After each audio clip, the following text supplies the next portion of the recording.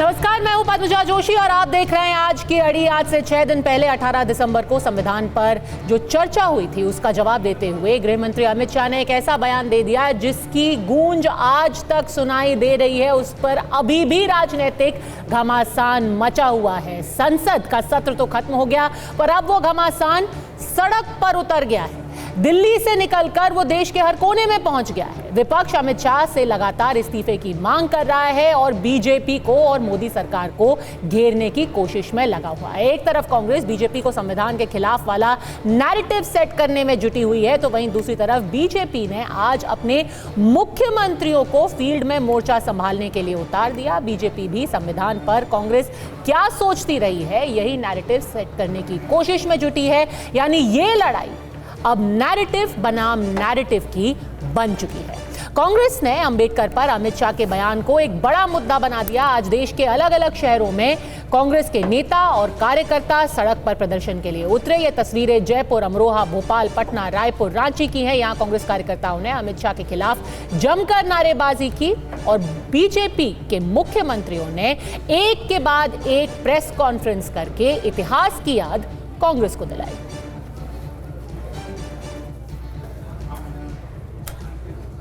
ये मुसलमानों की चिंता है। ये वंचितों और दलितों से ज्यादा महत्व उन्हें देते हैं। कांग्रेस, समाजवादी पार्टी, इनके द्वारा एक वितंडावाद पैदा करने का प्रयास हुआ। इन सभी को देश की जनता से माफी मांगनी चाहिए, क्योंकि आज इनका वास्तविक चरित्र सबके सामने आ चुका है और अपने किए पर पर्दा डालने के लिए ये वर्तमान में समाज में विद्वेष की खाई को और चौड़ा करना चाहते हैं। एक ही इसका हल है इस स्थिति का जो हम मांग कर रहे हैं। हमारे अध्यक्ष जी ने मांग की थी राज्यसभा के अंदर, फौरन गृह मंत्री को बर्खास्त करना चाहिए, इस्तीफा ले लेना चाहिए और गृह मंत्री को माफी मांगनी चाहिए। कांग्रेस पार्टी ने पहले तो इस बात की माफी मांगनी चाहिए कि गृह मंत्री अमित शाह जी का जो पूरा बयान था उसको आधा काटकर उन्होंने उस पर राजनीति की। ये वही कांग्रेस है जिसने लगातार भारत रत्न डॉक्टर बाबा साहेब आंबेडकर जी का अपमान किया है, उनको संसद में चुनकर भी आने नहीं दिया। तो अगर आप देखें तो कांग्रेस का इतिहास ये बाबा साहब को नकारने का इतिहास है, उनका अपमान करने का इतिहास है। Rahul Gandhi is now clearly going to the people and spreading the message of Dr. Ambedkar and Mahatma Gandhi ji. Standing for SC, ST, OBC like communities, standing for poor people in the general caste. Whenever we are talking something against that one, those people will shut parliament. Those people will try to shut our mouth.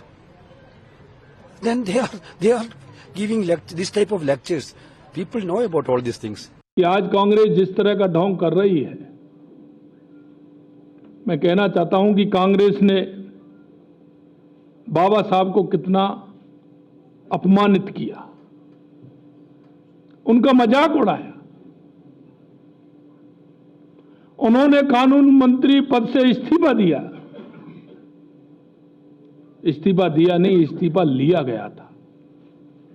मैं कांग्रेस के उन लोगों से कहना चाहता हूं कि जरा वो बाबा साहब के उस इस्तीफे की कॉपी प्रेषित करें। जो उन्होंने बोला है लोकसभा के अंदर, वो अंबेडकर अंबेडकर अंबेडकर अंबेडकर, कभी अंबेडकर जी भी नहीं लगाया, बाबा साहब ने नहीं बोला। इससे पता चलता है कि इनके मन में क्या भाव है अंबेडकर जी के लिए और किस तरीके के इनके मन में उनके प्रति नफरत का भाव। उनके बनाए हुए संविधान है, उनका जो सम्मान है, उसके लिए कांग्रेस पार्टी पूरी ताकत के साथ खड़ी है। चाहे अमित शाह हो, चाहे मोदी हो, चाहे मोहन भागवत हो, जो भी होंगे, कहीं पर भी आंच नहीं आने देंगे अंबेडकर साहब के और उनके संविधान पर। तो ऐसे में अड़ी के आज के प्रश्न है बिल्कुल सीधे, क्या अंबेडकर पर देश में अब नैरेटिव की जंग छिड़ी हुई है? संसद सत्र तो खत्म हो गया, लेकिन संविधान और आरक्षण क्या आज की राजनीति और चुनाव में सबसे बड़ा मुद्दा बन चुका है? इससे पहले कि हम राजनीतिक चर्चा शुरू करें, अब मुक्तेश्वर आनंद जी हमारे साथ इस वक्त जुड़ गए हैं, तो सबसे पहले उन्हीं से पूछे क्योंकि उन्होंने कुछ ऐसे बयान दिए हैं जिसको लेकर के एक नया विवाद शुरू हुआ है। तो आप ये बताइए कि एक तरफ अंबेडकर आरक्षण पर सियासी घमासान छिड़ा हुआ है, तो दूसरी तरफ संत समाज की भी अब एंट्री हो गई है। आपको क्या लगता है ये जो पूरा मुद्दा अभी आरक्षण डॉक्टर बाबा साहेब अंबेडकर को लेकर के छिड़ा हुआ है, राज्यसभा में गृह मंत्री ने जो बयान दिया है उसको लेकर के आपको क्या लगता है? देखिए, अंबेडकर के पक्ष और विपक्ष ये दोनों ही प्रश्न राजनीतिक हैं। हम धार्मिक व्यक्ति हैं, हमारा इससे क्या लेना देना है कि किसने अंबेडकर के बारे में क्या कहा और कौन क्या कर रहा है। लेकिन जहाँ तक ये बात है कि बार बार भगवान का नाम लेने से स्वर्ग मिलता है, तो ये तो बिल्कुल सही बात है। इसमें क्या गलती है? अगर कोई भगवान के नाम का जप करेगा तो उसको स्वर्ग मिलेगा, लाभ होगा, पुण्य होता है, पुण्य से स्वर्ग मिलता है, तो ये तो बात अच्छी है। लेकिन ये कहने वाला खुद जो है राम राम राम राम राम राम ऐसे 6 बार नहीं कह रहा है। ये कहने वाला खुद जो है अंबेडकर अंबेडकर अंबेडकर अंबेडकर अंबेडकर ऐसे 6 बार कह रहा है। तो नाम आप कह रहे हो कि राम का जपो और जप रहे हो अंबेडकर का नाम, तो कुछ समझ में नहीं आता है कि ये लोग क्या कहना चाहते हैं। ये बात पर एक अच्छा होता कि राम की बात करते समय राम राम कहा जाता, वो ये कह दिया जाता कि ये वाला नाम आप बार बार मत कहो, राम राम राम राम राम राम राम राम। अच्छा जी, पर एक पक्ष कहता है कि आरक्षण की जरूरत अभी भी है, दूसरा पक्ष ये है कि आरक्षण हटाने का वक्त आ गया है, कभी ना कभी तो आरक्षण को जाना चाहिए। आप इस मुद्दे पर कहां खड़े हैं? नहीं, ठीक है ना, हम यही तो कह रहे हैं कि जो लोग पिछड़ गए हैं उनको आगे लाने के लिए कोई ना कोई तो व्यवहार हमको करना पड़ेगा। उनको सुविधाएं देनी पड़ेगी, उनको शिक्षा देनी पड़ेगी, उनके बारे में सोच बदलनी पड़ेगी। तो ये करने के लिए आरक्षण दिया गया था। लेकिन आरक्षण को ही अब जीवन बना ले हम। क्या बाबा भीमराव अंबेडकर साहब ये चाहते थे कि जिन लोगों के लिए हम खड़े हुए हैं वो लोग सदा आरक्षण की बैसाखी पर चलें? वो कभी भी आत्मनिर्भर ना हो सके, कभी भी वो इतना संज्ञान ना हो सकें, कभी भी वो इतना सक्षम ना हो सकें कि बिना आरक्षण के वो मुख्य धारा में चल सकें? ऐसा तो नहीं चाहते होंगे ना। वो तो यही चाहते थे कि जब तक पिछड़ गए हैं उतनी देर तक हम कदम ताल कर लेते हैं और उनको थोड़ी सी सुविधा दे देते हैं ताकि वो हमारी बराबरी में आ जाएं, फिर हम सब लोग मिल बैठ करके देश और समाज की उन्नति का मार्ग तय करें। लेकिन आरक्षण को ही जीवन बना लेना, अब जिंदगी भर चाहे कितनी ही पीढ़ियां हमारी गुजर जाएं, 1000 साल गुजर जाए, हम आरक्षण पर ही जिएंगे, ऐसा उद्देश्य बाबा भीमराव अंबेडकर का भी नहीं रहा होगा। लेकिन जो उनका मूल उद्देश्य था उसको समझने की ज़रूरत है। और वो सब उपाय जो आरक्षण का उपाय है हम समझते हैं, जहाँ तक हमारी अपनी समझ है, ये असफल हो रहा है। 10 साल बाबा भीमराव अंबेडकर मानते थे कि 10 साल में ये बात हो जाएगी, इसीलिए 10 साल के लिए उन्होंने आरक्षण लाया था। अब 78 साल हो गए, 10 साल का 20 साल हो जाता, 30 साल हो जाता, 40 साल हो जाता, लेकिन 78 साल हो गए, अभी तक वो लक्ष्य अगर नहीं मिले, इसका मतलब ये जो पद्धति है इसमें कहीं ना कहीं कोई खामी है, इस पर भी विचार किया जाना चाहिए। लेकिन विचार करने का मतलब ये नहीं है कि ऐसी कोई व्यवस्था ना बनाई जाए जिससे पिछड़े लोग आगे ना आ सकें। उनको आगे आने का हक है और उसके लिए जो आगे बढ़े हुए लोग हैं उन्हीं का दायित्व है कि वो पीछे वालों को कैसे अपने साथ ले लें। पर कई सरकारों ने इस पर विचार किया भी होगा। उन सबका मत ये है कि जो समाज में कमियां थी वो पूरी नहीं हुई हैं, वो अभी गई नहीं है। संविधान कहता है कि आरक्षण की सीमा और हमारी अदालतों ने भी कहा है कि आरक्षण की सीमा 50% से ज्यादा नहीं होनी चाहिए। लेकिन कुछ राजनीतिक दल अब ये मांग कर रहे हैं कि इसको बढ़ा करके 80-85% कर देना चाहिए। आप क्या कहें?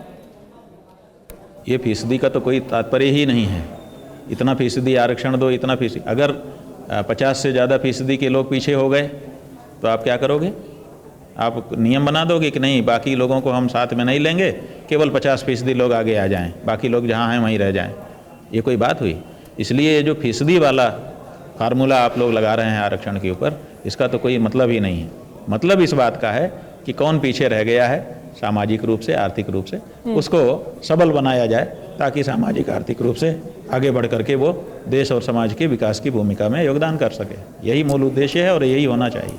पर देश में एक और बहस भी छिड़ी हुई है। विपक्ष चाहता है कि जाति जनगणना हो। आप क्या कहेंगे? क्या देश में अब जाति जनगणना कराने का वक्त आ गया है?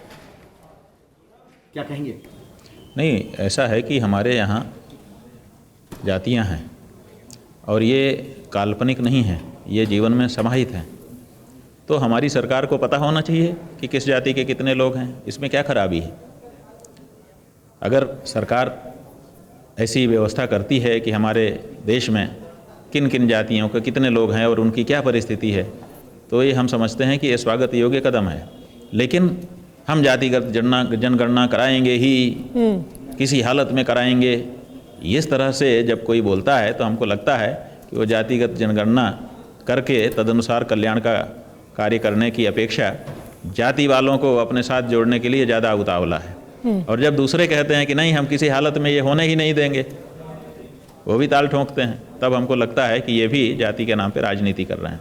तो जाति की गणना हो, उनकी परिस्थितियों का अध्ययन किया जाए और उनके लिए कल्याण के कार्यक्रम बनाए जाएं, इससे हमको कोई इनकार नहीं है, कोई बाधा नहीं है। लेकिन जाति के नाम पे राजनीति करके देश को विभाजित किया जाए, दो जातियों में ध्रुवीकरण किया जाए, हम इसके विरुद्ध हैं। ठीक है, स्वामी जी हमसे बात करने के आपका बहुत बहुत धन्यवाद, क्योंकि अब ये सिर्फ राजनीति तक, संसद तक, सड़क तक, पार्टियों तक सीमित नहीं है, समाज का हर वर्ग, संत समाज भी इसकी चर्चा करने लगा है। के शर्मा, प्रवक्ता भारतीय जनता पार्टी, थोड़ी सी देर में हमारे साथ जुड़ेंगे। अड़ी में हमारे साथ जुड़ गए हैं महासचिव आरएलडी मलूक नागर जी हमारे साथ है, डॉक्टर टीना करमवीर कांग्रेस से हमारे साथ जुड़ गई हैं, प्रवक्ता आरजेडी की प्रियंका भारती हमारे साथ है और गंगा सहाय मीना जी दलित चिंतक है। प्रियंका जी, सबसे पहले आप ही से बात शुरू करूंगी। अब ये बहस सड़क से लेकर के अलग समाज के हिस्सों तक छिड़ गई है। सिर्फ आरक्षण की बात वो थोड़ी देर में हम करेंगे, पर अगर डॉक्टर बाबा साहेब अंबेडकर की बात करें तो अब कोई भी राजनीतिक दल है जो ये कह सकता है कि इसके उत्तराधिकारी हम हैं, जो उनका चिंतन था, जो उनके विचार थे, जो उनकी विचारधारा थी, हम ही उसके उत्तराधिकारी हैं। देखिए, जो व्यक्ति या जो भी पार्टी इस विचारधारा को अपने भीतर लेकर के चल रही है कि हम समाज के हर पिछड़े वंचित तबके लोगों को साथ लेकर चलेंगे, वो अंबेडकर की विचारधारा को, बाबा साहब की विचारधारा को आगे ले जा रही है। खैर, अभी जिनको आपने यहाँ पर एज अ गेस्ट बुलाया था, आप कह रही थी वो स्वामी हैं और वो कह रहे थे कि स्वर्ग, राम राम का नाम लो, अंबेडकर का नाम क्या लेते हो। वो खुद भी बोल रहे थे, बेसिकली जो अमित शाह जी ने बोला वही उन्होंने भी बोला। मुझे उनसे यह कहना है, वो कह रहे थे कि अंबेडकर बोल करके स्वर्ग मिलेगा क्या? बिल्कुल मिल रहा है, हमको स्वर्ग मिल गया, हमको स्वर्ग मिल गया, हमको इसी धरती पर स्वर्ग मिल गया क्योंकि मैंने वो बराबरी का अधिकार पाया। अब उनसे मेरा बस एक सवाल है, वो कह रहे थे कि जाति पाति नहीं, आरक्षण नहीं होना चाहिए।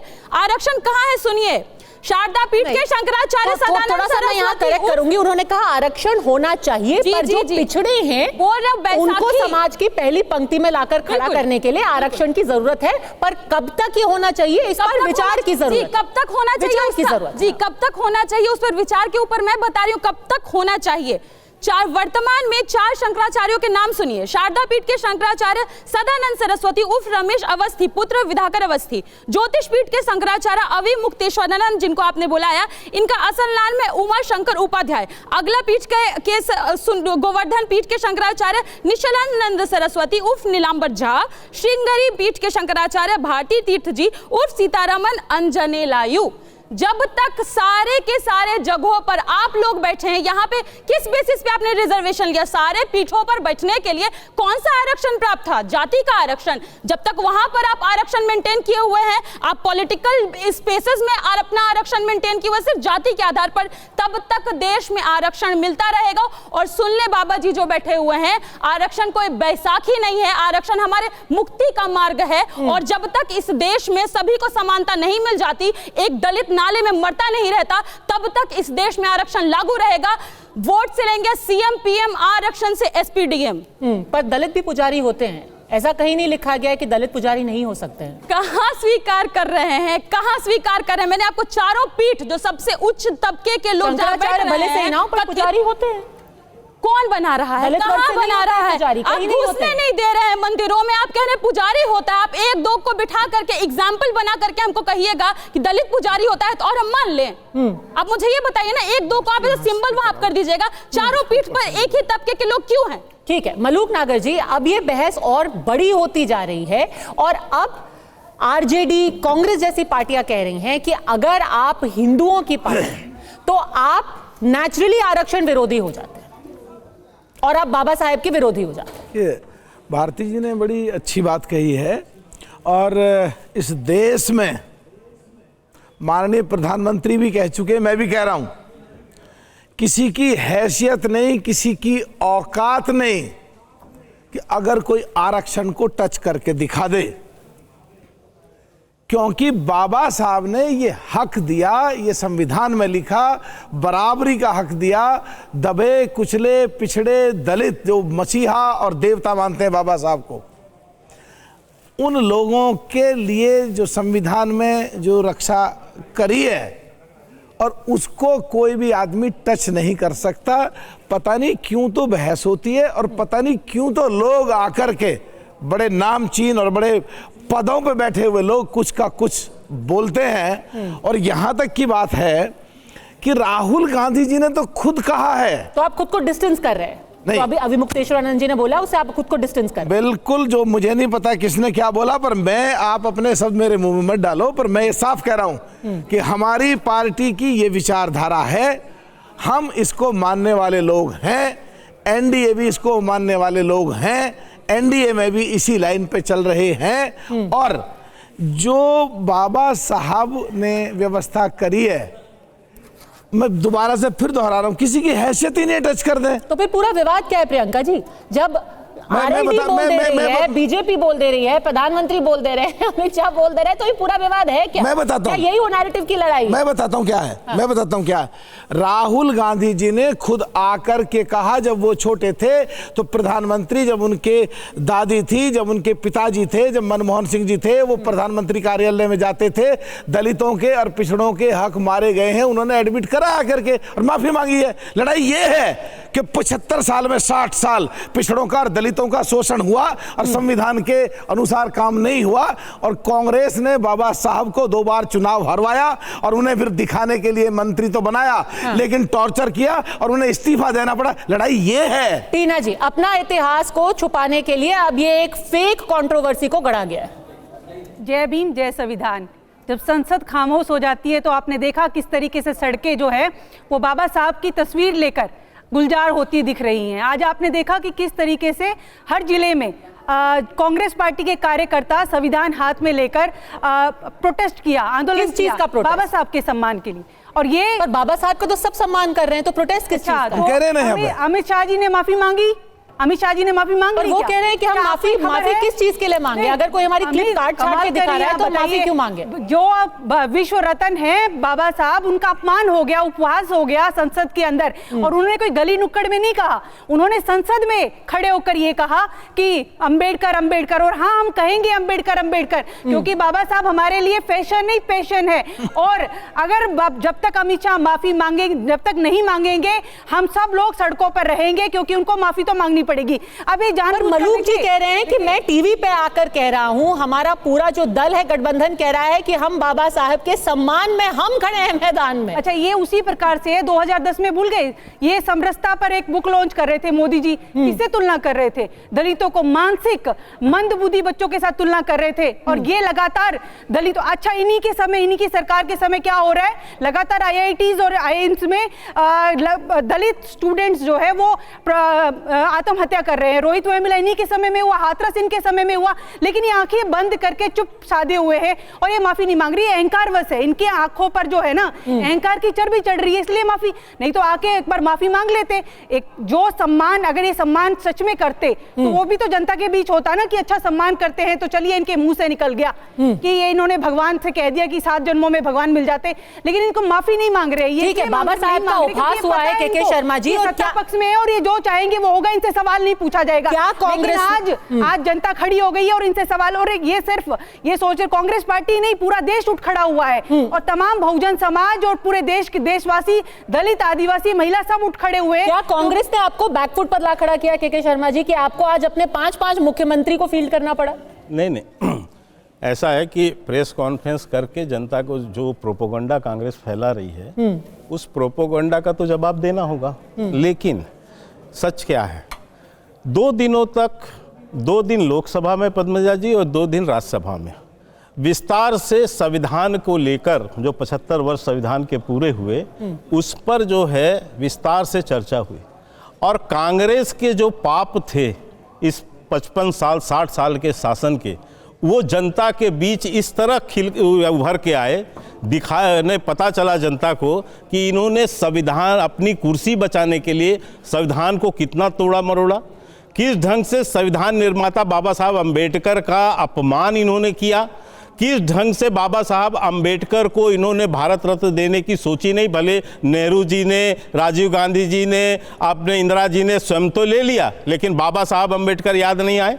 किस तरह से दो बार उनको लोकसभा के चुनाव में हराने के लिए स्वयं जो है नेहरू जी गए, कैंपेन किए। किस तरह से उनको मंत्रिमंडल से इस्तीफा देना पड़ा, अपमानजनक तरीके से उनको बाहर निकाला गया। किस ढंग से आज तक उनकी, यानी जब तक इनकी सरकार रही, कोई स्मारक नहीं बनने दिया। किस ढंग से उनको फोटो चित्र तक लगाने के लिए सदन के अंदर, उसके लिए भी कांग्रेस विरोध करती रही। ये सारा जो अपमान उनका हुआ, और इसके अलावा जो संविधान में 100 से ज्यादा इन्होंने संशोधन किए, जिस ढंग से 99 बार 356 लगाकर चुनी हुई सरकारों को कांग्रेस की सरकारों ने गिराया इस देश के अंदर, ये सारे पाप जब वहां खुल के सामने आए तो इनको लगा कि अब तो हमारी स्थिति ये है कि हम जनता के पीछे जाए कैसे, तो ये संविधान ला रहा है कैसे। जो ये नाटक नौटंकी कर रहे थे महाराष्ट्र के चुनाव में हर जगह, उसका जवाब भी जनता ने दिया। पाप जनता के सामने खुल ही गया था, तो फिर आपको आज दोबारा प्रेस कॉन्फ्रेंस करने की जरूरत इसलिए करना पड़ेगा क्योंकि जो इन्होंने झूठ लेकर ये जनता के बीच जाकर प्रोपोगंडा कर रहे हैं, उस प्रोपोगंडा का तो जवाब देना पड़ेगा ना,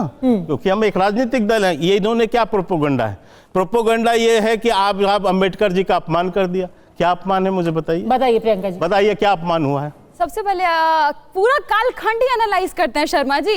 31 मार्च 1990 को जब भारत रत्न की बात करते हैं, आप अभी का इशू बताइए, अभी का इशू बताइए। जनता दल की सरकार ने दी, और उसी समय इनके मन जनता दल में हमारा समर्थन था। इतना टीस हुआ कि 7 अगस्त 1990 को ही मंडल कमीशन, मंडल मसीहा वीपी सिंह ने लागू किया।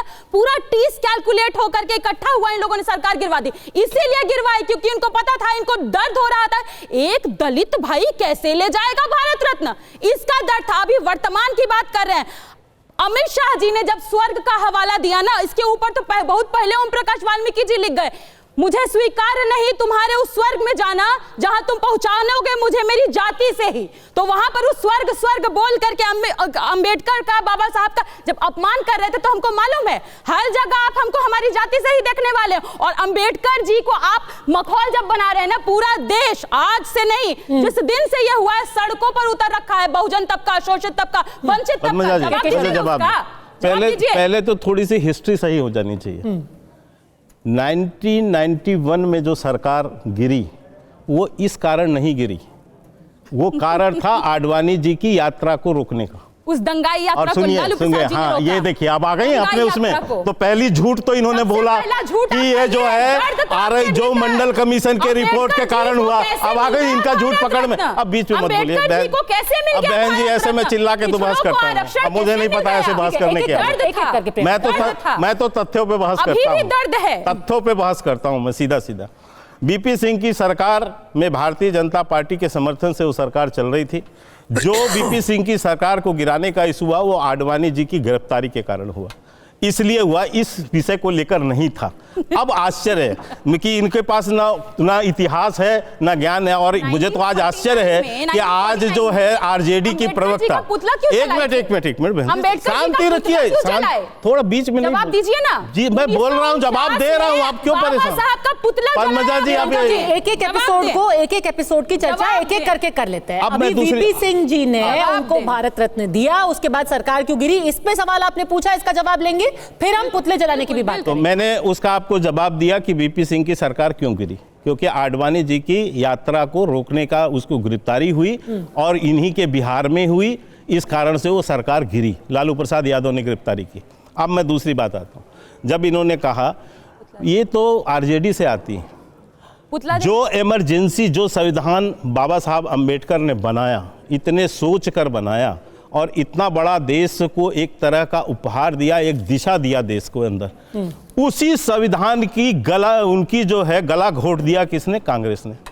मैं आज भी याद करता हूं कि उसके अंदर समाजवादी पार्टी के लोगों का बड़ा योगदान था इमरजेंसी के विरोध में। स्वयं लालू प्रसाद यादव भी जेल गए थे और तमाम जयप्रकाश नारायण जी के नेतृत्व में वो आंदोलन हुआ, सभी दल एक हुए और इमरजेंसी में इंदिरा गांधी के और कांग्रेस के पाप को, सुनो भैया मैं बता रहा हूँ आपको, पाप भी बता रहा हूँ। अरे जानना, मैं आपको बता रहा हूँ किस बात की माफी हो, उसमें भी आ रहा हूँ, मैं आ रहा हूँ। पद्मजा जी ये बीच में क्यों है बकवास? ये चाहते हैं आप ऐसे पैनल से तो मैं साफ रूप से बैठना भी नहीं चाहता। एक बार सुन लीजिए, आप रोक लीजिए, इनका ये मेरा प्रॉपर जवाब मुझे देने दीजिए। आरएसएस और बीजेपी का एक ही उद्देश्य है, गले में हांडी लगाकर चले। क्या आप बकवास करा रही हैं? ऐसे पैनल के लिए तो मैं नहीं हूँ, ऐसे पैनल के लिए नहीं हूँ इस बकवास के लिए। हो गई है, वरना सदन के अंदर ही माफी मांगनी है। एक सेकंड, दलित पिछड़े पैनल में बैठ गए थे, कह रहे हैं तकलीफ हो रही है, बैठने के लिए नहीं। उनको केवल यही काम करना है, यही काम करना है इनको। आपका सवाल क्या है? सवाल ही नहीं है। आदिवासी दलित गृह मंत्री, एक सेकंड, इनका एक ही सवाल है कि गृह मंत्री माफी कब मांगे? आज इसी को लेकर के उन्होंने सड़कों पर मैं जवाब दे रहा हूँ, मैं जवाब दे रहा हूँ। अब आपने तो पता नहीं कहाँ से पैनल बैठाया, मैं क्या संसद में जो प्रतिमा है आपने हटाया। टीना जी और प्रियंका जी, क्योंकि हम लोग सब यहाँ स्टूडियो के अंदर हैं, अगर हम एक दूसरे के ऊपर बोलते रहेंगे कोई चर्चा नहीं होगी।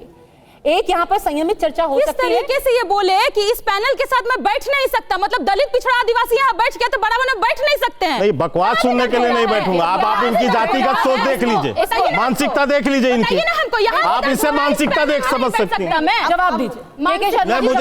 मुझे ऐसे बकवासों का जवाब नहीं देना। ठीक तरीके से बहस कर लेते हैं, बताइए। तरीके से यदि आप विषय टू विषय करें तो मैं जरूर जवाब दे दूंगा। ठीक है, ठीक है ना। और बाकी मैं इस तरह से जो है बहस नहीं कर पाऊंगा। मैं आपको पुनः आता हूं, मैं इतना ही कहता हूं। मैं एक बात अपनी पूरी कर लूं, इसके बाद मैं इनके जवाब दे देता हूं। मैं ये देना चाहता हूं आपको जवाब कि उस समय सबने मिलकर इमरजेंसी का विरोध किया, जो इंदिरा गांधी जी ने इस देश की संविधान का गला घोटा। उस समय आरजेडी से लेके सब लोग थे। आज क्या व्यवस्था है मुझे नहीं पता है, आज किस व्यवस्था के कारण से ये उनके साथ खड़े हैं और उनकी संविधान का रक्षक बता रहे हैं कांग्रेस को, मुझे नहीं पता। अब दूसरी बात आती है कि जो देश के गृह मंत्री अमित शाह जी का जो बयान है, मैं ये बरबटम आपको पढ़ के सुनाता हूँ पद्मजा जी, जो सदन के अंदर बोला गया है, ये पार्लियामेंट के बरबटम का हिस्सा है, मैं उसको ही सुनाता हूँ। इसमें क्या बोला गया है? इसमें कहा गया है कि ना अभी एक फैशन हो गया है अंबेडकर अंबेडकर अंबेडकर, इतना पूरा सुनिएगा इसको, क्या है ये पूरा अंबेडकर अंबेडकर अंबेडकर, इतना नाम अगर भगवान का लेते तो 7 जन्मों तो स्वर्ग मिलता, अच्छी बात है। फिर इसके अवरोध हुआ, उस पर उन्होंने कहा नहीं सुनिए मेरी पूरी बात होने दीजिए। उन्होंने कहा, इसके बाद उन्होंने कहा कि अंबेडकर का नाम अभी 100 बार से ज़्यादा लो, परंतु अंबेडकर जी के प्रति आपके भाव क्या थे? यदि आप 100 बार आप अंबेडकर अंबेडकर भाव के साथ नाम ले लें तो भी स्वर्ग मिल जाएगा आपको, लेकिन अंबेडकर जी का 55 साल तक अपमान करना, उनको नीचे दिखाना और इसके बाद अंबेडकर अंबेडकर वोट बैंक की राजनीति के लिए करना, ये वोट की एक आप देखिए बीच में, तो फिर माफी नहीं होगी। आप कह रहे हैं कि कुछ ऐसा बोला नहीं, उन्होंने कौन सा अपमानजनक शब्द बोला है जिसकी अपमान है? आप मुझे बताओ। अरे आप अंबेडकर जी का भी नाम रटो तो भी भगवान मिल जाएंगे, लेकिन भाव से तो ले। इसमें अंबेडकर जी का कौन सा उपहास है मुझे बताइए? अंबेडकर जी का कौन सा उपहास है मुझे बताइए? मैं कह रहा हूं 100 बार क्या 1000 बार अंबेडकर जी का नाम लो तो भी भगवान मिल जाएंगे, पर भाव के साथ तो लो। ये आप ठीक है, भाव के साथ तो लो। भगवान का नाम भी भाव के साथ लो, स्वर्ग मिल जाएंगे। अंबेडकर जी भी तो दलितों के मसीहा हैं, आप भाव से तो नाम लो। आप अपमान करोगे उनका और इसके बाद कहोगे कि हमको अंबेडकर वोट बैंक के लिए चाहिए। एक सेकंड, दलित चिंतक है गंगा साहब, बाबा साहब को समेटने की कोशिश की, बोले दलितों के मसीहा है, पूरे देश के मसीहा है। हाँ, हम तो कह रहे हैं, ये देखिए यही भाव है, यही भाव है, यही भाव है। हमने तो पहले ही कहा, आपको ये सारी चीजें। अगर वो देश का प्रियंका जी अगर वो देश के मसीहा नहीं होते तो उनको भारत रत्न नहीं मिलता। वो भारत के रत्न है तो उनको भारत रत्न दिया गया है। पर एक सेकंड, मैं गंगा साहब जी से पूछना चाहती हूँ, क्या आपको इस बात को लेकर आश्चर्य होता है कि 70 साल के बाद भी अभी इस चीज पर लड़ाई चल रही है कि उनकी विचारधारा का सच में झंडा बरदार कौन है? इसमें कितनी विचारधारा की लड़ाई है और कितनी राजनीति की लड़ाई है, वोट बैंक की लड़ाई जिसको कहते हैं? देखिए, विचारधारा की लड़ाई के साथ साथ वोट बैंक की लड़ाई है, ये स्वीकार करना पड़ेगा, क्योंकि उनका असली अनुयायी या उस रास्ते पर आगे बढ़ने वाला कौन है, कम से कम राजनीतिक दलों में तो बहुत ही कम लोग दिखाई पड़ते हैं, समाज में ज़रूर दिखाई पड़ते हैं। जो राजनीतिक दल आज बाबा साहब अम्बेडकर के अनुयायी होने का दावा कर रहे हैं, जो प्रमुख दल इस पर झगड़ रहे हैं, उस पंक्ति पर ही आप गौर कीजिए जो कहा गया, अम्बेडकर अम्बेडकर अम्बेडकर, इतनी बार भगवान का नाम लेते तो स्वर्ग मिल जाता।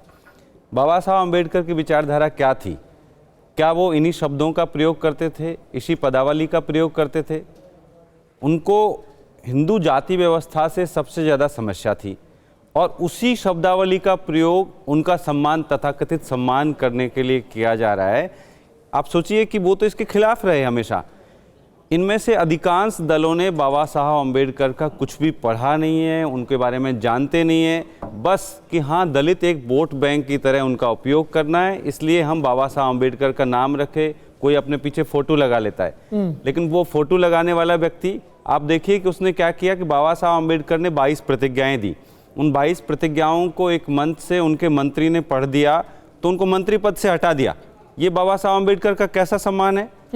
इसका मतलब ये भी ज्यादा क्लियर कर दीजिए किसने हटाया था? वो आप नहीं क्लियर तो कीजिए। आप अधूरी बात क्यों छोड़ेंगे?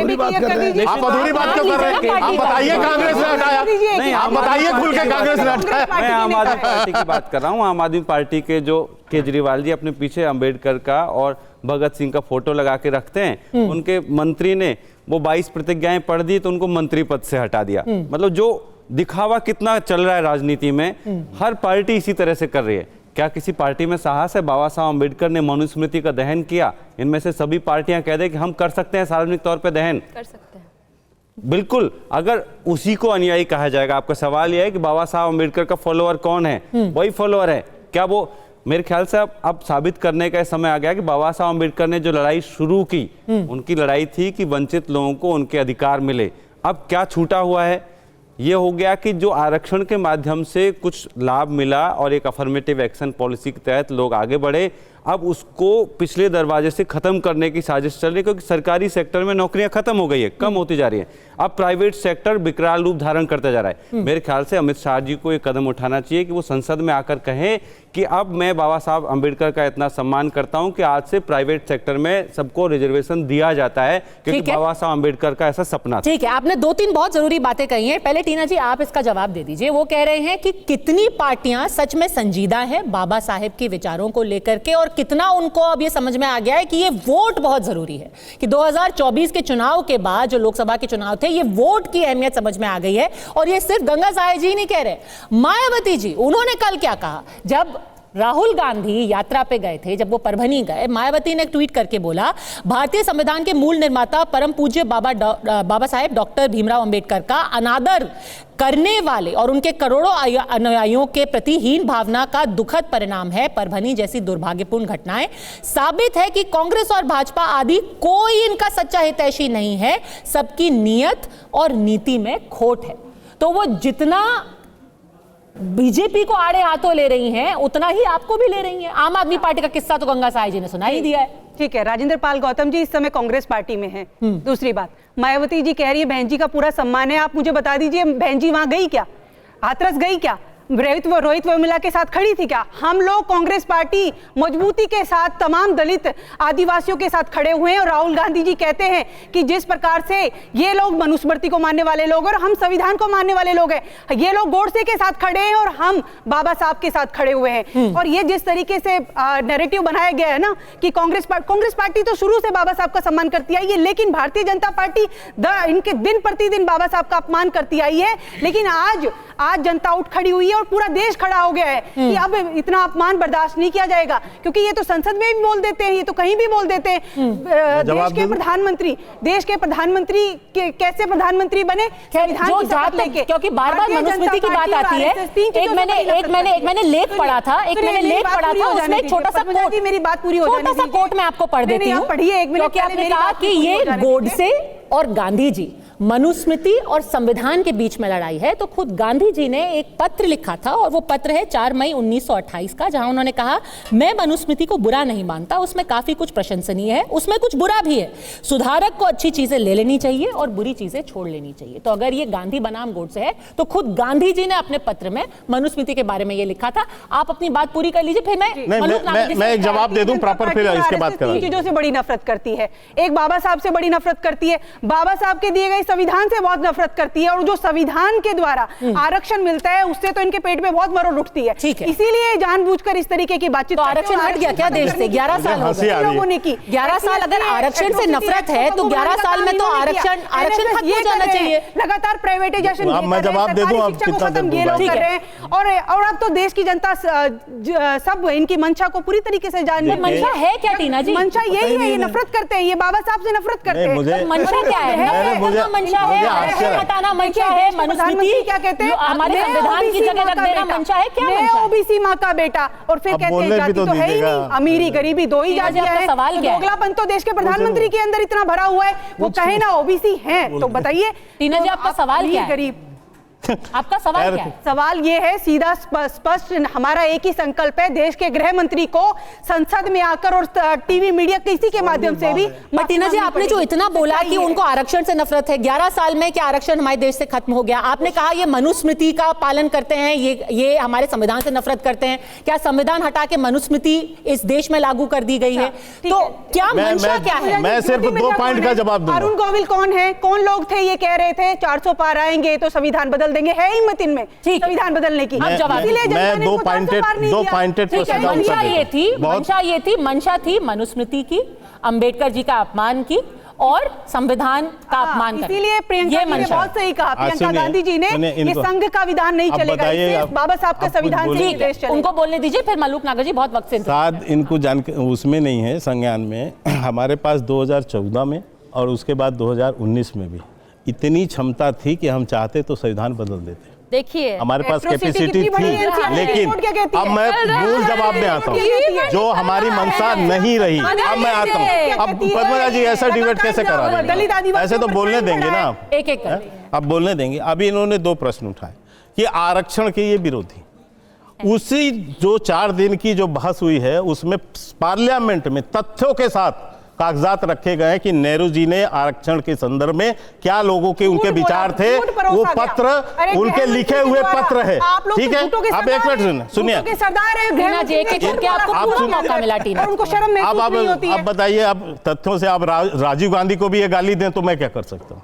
राजीव गांधी जी ने अपने जीवन का सबसे बड़ा स्पीच आप ही दे रही हैं उनकी बातों को। अरे उनके सिद्धांतों का विरोध करके आप दे रही हैं सदन के अंदर।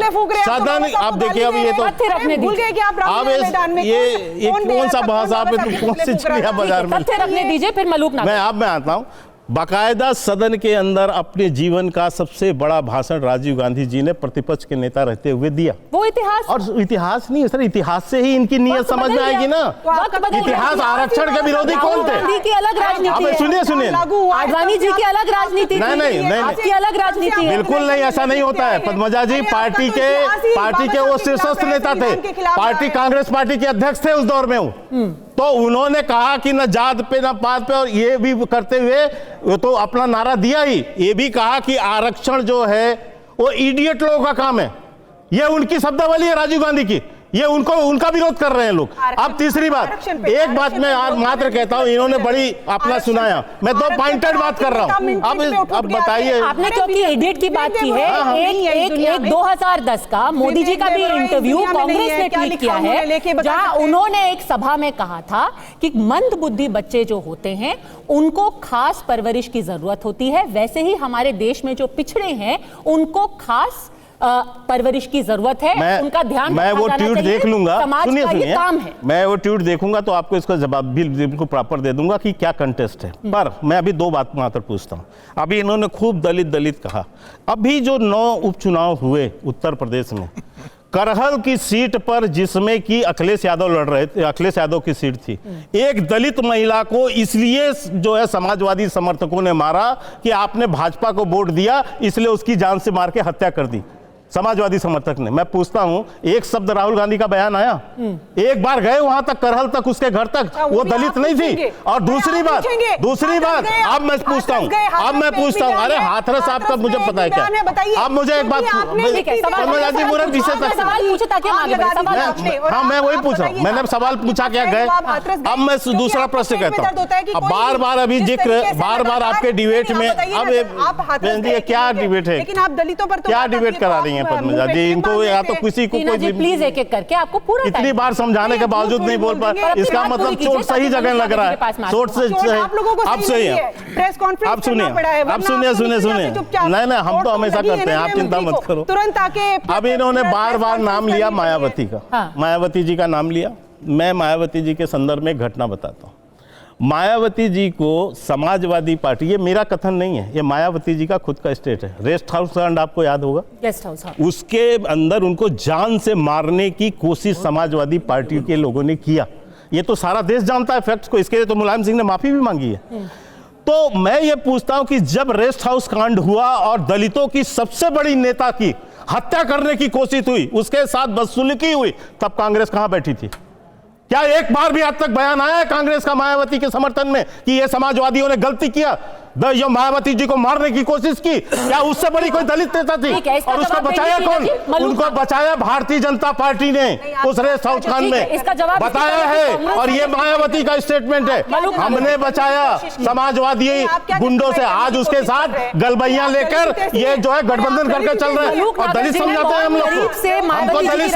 अरे रोहित वेमुला का निर्णय आ गया, आपको रोहित वेमुला याद नहीं है? उसका निर्णय देखिए, कोर्ट का निर्णय। रोहित पद्मजा जी सुना दीजिए, रोहित वेमुला पर क्या निर्णय आया है? आप बताइए, रोहित वेमुला पर क्या निर्णय आया है? कोर्ट का निर्णय है, हमारा निर्णय नहीं है। आप बताइए, रोहित वेमुला बार बार रोहित वेमुला कर रही है। मायावती जी की राजनीति को बहुत करीब से देखा है, मलूक जी।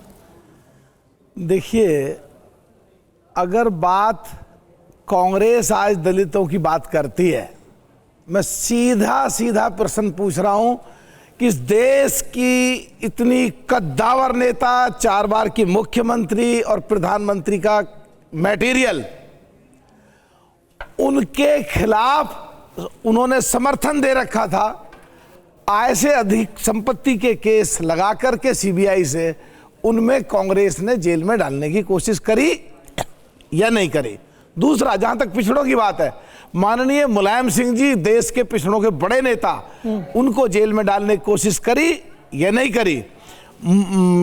लालू प्रसाद यादव जी देश के पिछड़ों के बड़े नेता, राहुल गांधी जी ने बिल फाड़ करके उनको जेल में भिजवाने का सब पूरे देश के सामने है। और जहां तक बात है इनकी दलितों की, ज्यादातर पार्टी कहते हुए सर्व समाज की पार्टी है बीएसपी, उनके 6 विधायक राजस्थान में तोड़ के ले गए, 5 विधायक मध्य प्रदेश में तोड़ के ले गए, 1 झारखंड में ले गए, 2 उत्तराखंड में विधायक डोल के ले गए। तो जो उनकी पार्टी है उन पे ही डाका डाला। बाबा अंबेडकर साहब का इन्होंने विरोध करा, उनको चुनाव हरवाए, मायावती को जेल में डालने की कोशिश करी, मुलायम सिंह को जेल में डालने की कोशिश करी, लालू प्रसाद यादव को जेल में डालने की कोशिश करी, और पिछड़ों के देश के प्रधानमंत्री चौधरी चरण सिंह को 3 महीने में प्रधानमंत्री के कुर्सी से उतारा, धोखा दिया। राजेश पायलट को कैबिनेट मिनिस्टर नहीं बनाया, सचिन पायलट को मुख्यमंत्री का चेहरा रख करके उसे धोखा दिया। कांग्रेस पार्टी की फितरत है पिछड़ों को, दलितों को धोखा देना, वोट लेती रही, शोषण करती रही, राज करती रही, दिया कुछ नहीं। राहुल गांधी ने खुद एडमिट करा, उनकी दादी प्रधानमंत्री, पिताजी प्रधानमंत्री, मनमोहन सिंह प्रधानमंत्री थे, तो शोषण करा पिछड़ों का, उनका हक नहीं मिला। जहां तक बात है, क्यों छोड़ा मायावती जी का साथ? पहले तो ये बता दीजिए, क्या क्या ऐसी वो, जब तो आप सामाजिक न्याय के इतने अब जवाब देना उनकी बात का। अपनी पार्टी को, आपने आरएलडी के प्रवक्ता ने जब बाबा साहब के सम्मान में बोल दिया, तो आपने एक हाथ से, एक कलम से सारे प्रवक्ताओं को निकाल दिया। ये तो आपका सम्मान है बाबा साहब के लिए, ये तो अच्छी बात है ना? नहीं, ये सच्चाई है, क्योंकि आप लोगों को पता है कि आपके पार्टी के प्रवक्ता ने अमित शाह जी के खिलाफ बयान दिया, तो आपने सारे अपने प्रवक्ताओं को पद से हटा दिया। नहीं, ऐसा नहीं है कारण कुछ और हो सकते हैं। क्या कारण हो सकता है? जहां तक बात है मैंने आपसे 6 प्रश्न पूछे हैं, पर आपने 6 प्रश्न पूछे हैं, जवाब दे दो। उल्टा पूछा, 6 प्रश्न पूछे हैं आपके। 6 प्रश्न आपसे पूछे गए और 6 उदाहरण दिए गए कि जो पिछड़ों के नेता थे उनको एक एक करके खत्म करने की कोशिश की कांग्रेस पार्टी ने, ऐसा इल्जाम है मलूक नागर जी का। जवाब दीजिए। राहुल गांधी जी ने खुद कहा है कि पिछड़ों के और दलितों के, जब मैं प्रधानमंत्री कार्यालय जाता था, जब इंदिरा जी प्रधानमंत्री, राजीव जी प्रधानमंत्री और मनमोहन सिंह प्रधानमंत्री, पिछड़ों के और दलितों के साथ उनके हक नहीं दिले गए, उन्होंने माफी मांगी है। राहुल गांधी का उदाहरण दिया गया है मुलायम सिंह यादव का, मायावती का, चौधरी चरण सिंह का, और एक और किताब में लिखा गया है बाबू जगजीवन राम के बारे में भी। जवाब दीजिए। देखिए, हमारी पार्टी के राष्ट्रीय अध्यक्ष ही दलित है, सबसे पहली बात। और जब भी वो संसद में बोलते हैं तो भारतीय जनता पार्टी बोलने ही नहीं देती है, क्योंकि इनको बर्दाश्त नहीं है। क्योंकि जब दलित बोलता है ना, तो उसने जो वो दलित जिस दिन भी उन्होंने, जिस दिन अध्यक्ष बनाया गया, उन्होंने उसी दिन 78% सनातन लोगों के खिलाफ बोला। ये क्या बात कर रहे हैं? उन्हें कोई जानता भी नहीं है कहाँ के दलितों के खिलाफ बोलते हैं कई बार वो। तो आप घिर चुके हैं पूरी तरीके से। अब आप कितना भी डैमेज कंट्रोल करने की कोशिश करें, देश की जनता को यह समझ में आ गया है, चाहे संघ कितनी भी शाखाएं लगाए और कितना भी ये भ्रम फैलाए कि भाई जो है बीजेपी कांग्रेस पार्टी, मुझे तो समझ नहीं आ रहा कांग्रेस पार्टी है भी कि नहीं इस देश के अंदर। कांग्रेस पार्टी देश के अंदर है, तभी आपके कंठ पकड़ने को तैयार कुछ नहीं है, कुछ नहीं है। बीच में सवाल पूछ रही है प्रियंका भारती। के शर्मा जी तथ्य नहीं रखते हैं, क्योंकि इनका इतिहास हिस्ट्री मेकिंग का इनका प्रोसेस रहता है। मैंने मायावती का तथ्य रखा बिना तथ्य के, बिना तथ्य के। राजीव गांधी बयान दे रहे हैं सदन में, वो बिना तथ्य के। कौन सा तथ्य है? मैं बता रही हूँ। कह रहे थे ना कि सिर्फ अडवाणी जी को गिरफ्तार किया इसलिए सरकार गिराई। वीपी सिंह जी के कथन है, राम सूरत राय अपनी किताब में इसको रिकॉर्ड करते हैं। वीपी सिंह जी कहते हैं, मुझे लगा था कि जनसंघ कम से कम 2 साल तो हमारे साथ रही थी, लेकिन क्योंकि मैंने मंडल कमीशन की सिफारिशें लागू की, इसलिए इन्होंने हमारी सरकार गिरवा दी। यहां तक कि उन्होंने कहा कि मेरी टांग टूट गई लेकिन मैंने गोल कर दिया। इन लोगों ने इतना तक ने उनको इतना बदनाम किया। इन लोगों ने ऐसे राजा नहीं रंक है, देश पर कलंक है, जैसे इन्होंने शब्दावलियां उनके लिए इस्तेमाल की। फिर हमने इनको प्रूफ किया, राजा नहीं फकीर है, देश की तकदीर है। इतना नहीं, 1949 का मैंने इनसे सवाल पूछा कि आपने आखिर क्यों अंबेडकर जी के पुतले जलाए, तो चुप हो गए।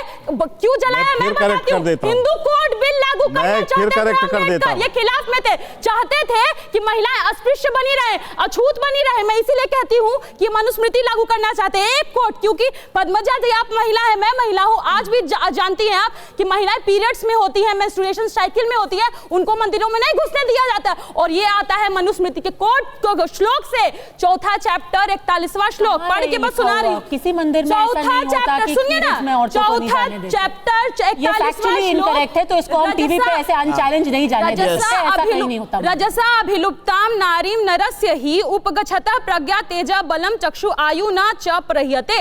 इसका मंदिरों में होता था और ये मामला कोर्ट में गया। जो भी महिलाएं, आप शबरीमला की बात कर रही है, कुछ मंदिरों में होता है और वो मामला कोर्ट में भी गया। होता है, वो हर मंदिर में नहीं होता। ये बस इतना समय करेक्ट कर दो। कहां से आता है वो? इसी कोर्ट से आता है कि जो भी पुरुष अगर महिलाओं के आसपास होंगे और महिलाएं पीरियड्स में होंगी तो पुरुषों का आईसाइट खराब हो जाएगा, वो कमजोर हो जाएंगे। यहीं से मनुस्मृति में तो ये भी लिखा हुआ है कि महिलाओं को बराबरी का हिस्सा मिलना चाहिए। आपके पिता की जो भी संपत्ति होती है, मनुस्मृति में ये भी लिखा हुआ है। और गांधी जी ने बोला है कि कुछ उसमें खराब है, कुछ उसमें अच्छा है। जो अच्छा है उसको आप अपना लीजिए, जो खराब है उसको छोड़ दीजिए। हम यहाँ मनुस्मृति का विश्लेषण करने के लिए नहीं गए। 1 घंटे में आपका तारीफ करूं, 1 मिनट में मैं बोल के चलो पद्मजा जी को गुलाम बनाते हैं। आप अग्री करेंगी? प्रियंका जी, मैं आपको 4 स्मृतियां वहां से पढ़ करके सुना दूंगी जो महिलाओं के पक्ष में है, और विपक्ष में आप मुझे 5 स्मृति और भी बता देंगी।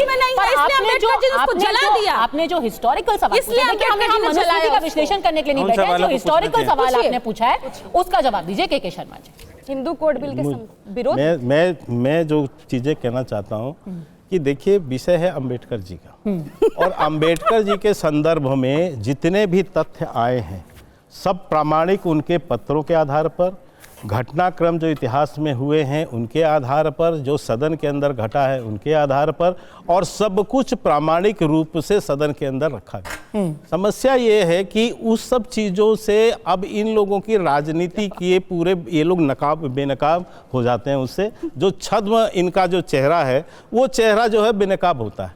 अब बेनकाब होता है तो फिर इनको क्या करना पड़ता है कि इधर उधर उधर के कई प्रोपोगंडा लाने पड़ते हैं, फिर प्रोपोगंडा के साथ में आगे बढ़ेंगे। फिर वहाँ पर अभी जो है मैंने 4 प्रश्न पूछे, अभी उन्हीं से पूछे, बड़ा दलित कर रही हैं। मैं पूछ रहा हूँ कि मायावती जी के संदर्भ में आपकी क्या राय है? ठीक है, अभी देखिए समय की थोड़ी सी कमी है, आपके पास कोई जवाब है? ये चर्चा हम जारी रखेंगे, और चाहे शायद सबसे अच्छी बात इस सदन के सत्र से निकल करके आई है कि और कुछ नहीं तो हर कोई अंबेडकर जी की क्या विरासत है, उनकी क्या विचारधारा है, हमारे संविधान में क्या लिखा है, और ये भी कि मनुस्मृति क्या लिखा है, उस सबको पढ़ेंगे और उस पर इस तरीके से चर्चा होनी भी चाहिए और उम्मीद है कि होती भी रहेगी। आप सबका बहुत बहुत धन्यवाद अरिमा हमारे साथ जुड़ने के लिए। नमस्कार।